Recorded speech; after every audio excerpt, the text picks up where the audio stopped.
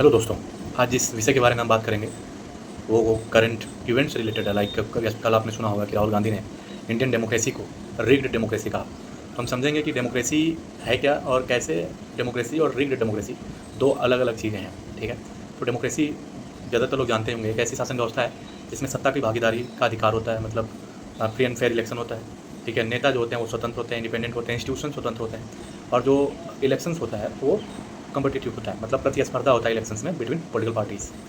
तो ये जो है डेमोक्रेसी के बेसिक फीचर है। पहला, स्वतंत्र और निष्पक्ष चुनाव फेयर एंड फ्री इलेक्शंस। विपक्ष का अस्तित्व और विपक्ष स्वतंत्र होता है। ठीक है, मीडिया और न्यायपालिका स्वतंत्र होती है और रूल ऑफ लॉ होता है। ठीक है, ये डेमोक्रेसी के बेसिक फीचर है। अब हम ये समझेंगे कि रिग्ड डेमोक्रेसी क्या है और राहुल गांधी ने इंडिया के कॉन्टेक्स्ट में ऐसा क्यों कहा, हम ये भी समझने की कोशिश करेंगे। रिग्ड डेमोक्रेसी का सिंपल सा मतलब ये है कि लोकतांत्रिक संस्थाएं तो मौजूद होंगी, मतलब in a country like democratic institution will exist, but उसमें क्या होगा, जो इलेक्शन होगा, जो संसद हैं, जो अदालतें हैं, मतलब जो न्यायपालिका है, उनका दुरुपयोग किया जाता है ताकि सत्ता पार्टी हमेशा एक ही नेता के द्वारा रूल हो। ठीक है, इसे कहते हैं रिग्ड डेमोक्रेसी। एक बार फिर से समझते हैं। रिग्ड डेमोक्रेसी का मतलब, अगर आपको पता है डेमोक्रेटिक मतलब free and fair elections, media निष्पक्ष होती है, स्वतंत्र होती है, अदालतें न्यायपालिका सब स्वतंत्र होती हैं, तो रिग्ड डेमोक्रेसी का मतलब है कि ये सब सारी संस्थाएं तो होंगी, सारी संस्थाएं ये होंगी, बट अंदर ही अंदर वो एक ही पार्टी के नेता को के फेवर में चीज़ें करती हैं ताकि उसी पार्टी वही नेता लगातार पावर में रहे। इसी को रिग्ड डेमोक्रेसी कहते हैं। तो राहुल गांधी ने ऐसा क्यों बोला?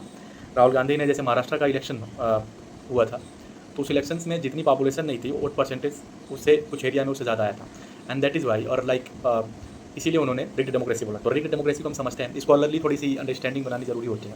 Rigged democracy like how democracy die, ये किताब है लेविट्स्की और वे की। रिग्ड डेमोक्रेसी को क्या बोलते हैं? कॉम्पिटिटिव ऑथोरिटेरियनिज्म, मतलब जो इलेक्शन होता है वहाँ पे कोई कंपटीशन की कोई गुंजाइश ही नहीं होती। ठीक है, मतलब इलेक्शन स्पेस में जो अपोजिशन पार्टी है उसको उतना स्पेस ही नहीं मिलता, इसीलिए ये रिग्ड डेमोक्रेसी कही जाती है। ऐसा कैसे किया जाता है हम ये भी समझेंगे। एक मामूली अंतर जो है वो आपको समझ में आया होगा।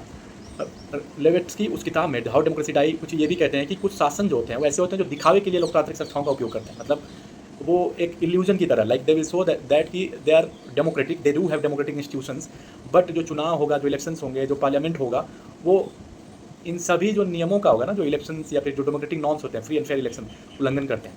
इसीलिए जो लेविट्स्की है इसे लोकतंत्र नहीं कहते, जबकि कॉम्पिटिटिव ऑथोरिटेरियनिज्म कहते हैं, मतलब प्रतिस्पर्धात्मक अधिनायकवाद। ऑथोरिटेरियनिज्म मतलब अधिनायकवाद होता है। ठीक है, तो ये है रिग्ड डेमोक्रेसी का आइडिया। अब हम ये समझते हैं कि इंडिया में क्या इसके ट्रेड्स हैं, क्या इसके एलिमेंट्स हैं।